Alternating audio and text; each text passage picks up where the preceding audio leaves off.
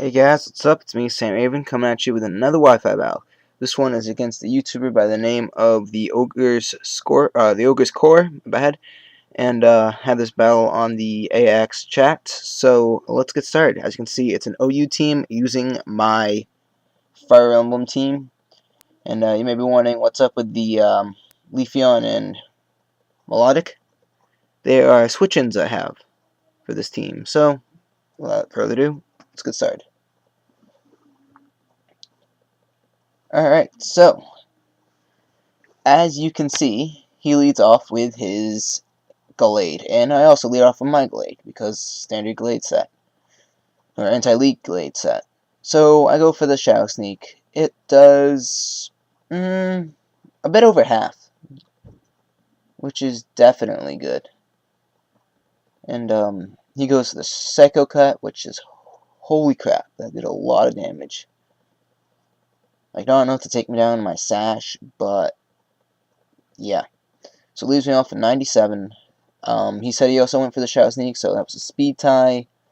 I unfortunately won that. Unfortunately for him, I won that. So there goes his Ike.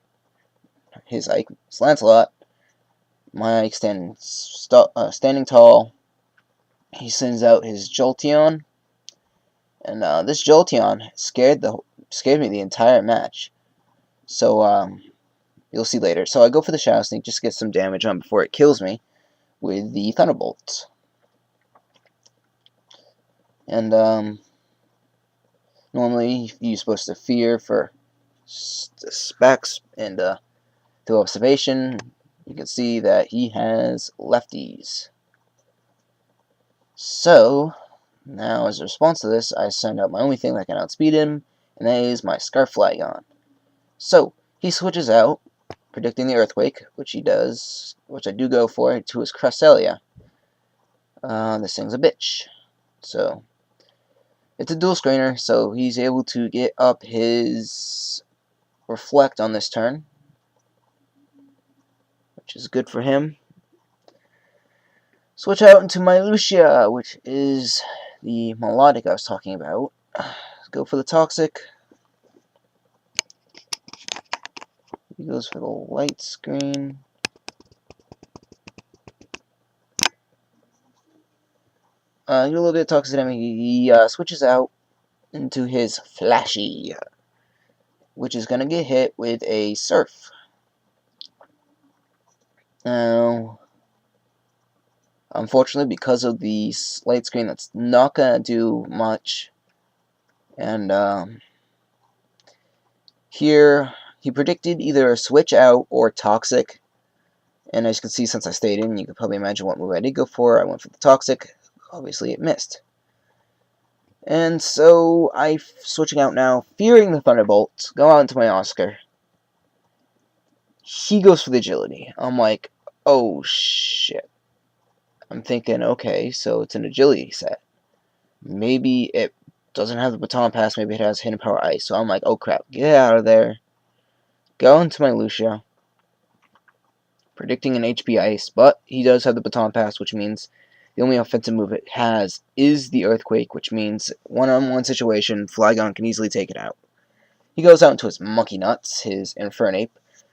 Unfortunately, now he has +2. He's going for the Sword Dance, +2 speed, +2 attack. Holy shit. This thing would be scary, but unfortunately, I don't know how, but I live like every single one of its hits.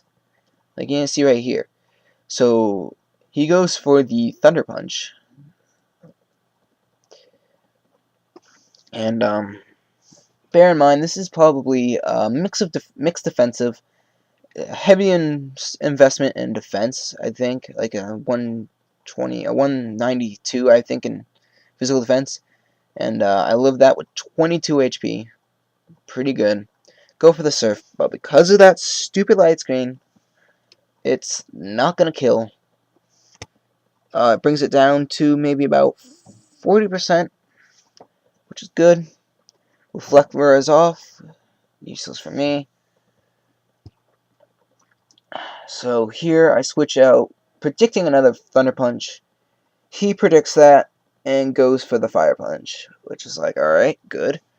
And obviously I'm going to easily live this because of the resistance, and it does more than I expected it to do, or less than I expected it to do. Excuse me. Switch out back to Lucia for Death Fodder, save Fire Punch, and yeah. So now I'm just pretty much Life Orb stalling him, which is not really fun to do. Yeah. The one of the problems is that you're gonna see one of my last Pokemon, the one I didn't show you in my battle before. Unfortunately, it doesn't have Mach Punch. Instead, I opt to switch it out. Fire Punch easily takes out my Flygon. A little bit more recoil damage to him from Life Orb. Good and good. I switch into Soren, my Shining Dragonite. Special Life Orb.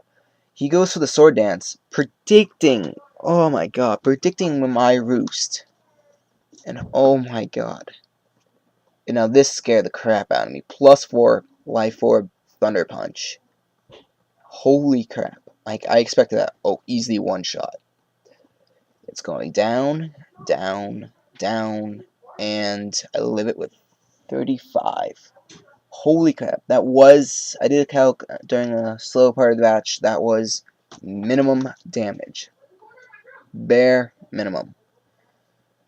Switches out to his Jolteon. Finishes me off. Here now, lefties actually, leftovers, unfortunately. Yay, leftovers. Here I switch into my replacement for my Drapion, my Leafeon.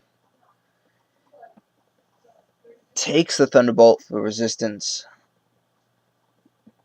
Does a little bit over, a little bit under half. Not bad. Go for the Leaf Braid. Useless crit, you're gonna see. Yeah. So, useless crit.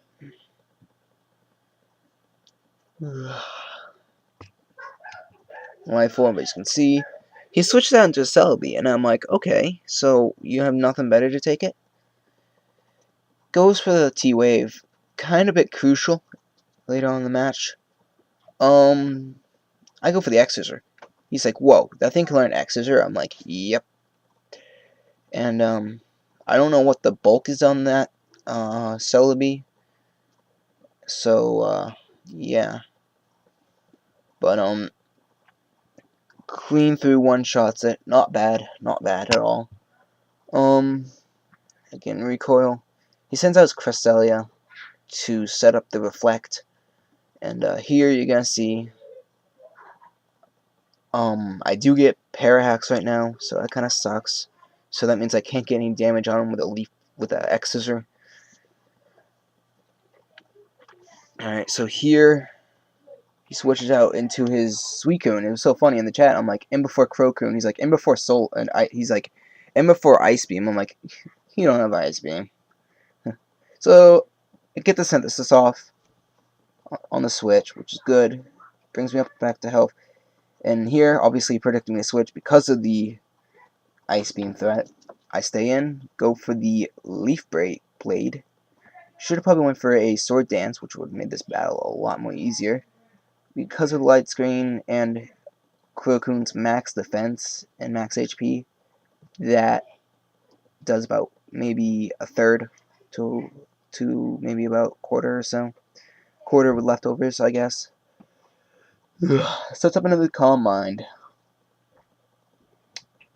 I get Parahacks here, which is crucial right there, because I can't get more damage on him now, and he's going to hit me with a +2 Surf.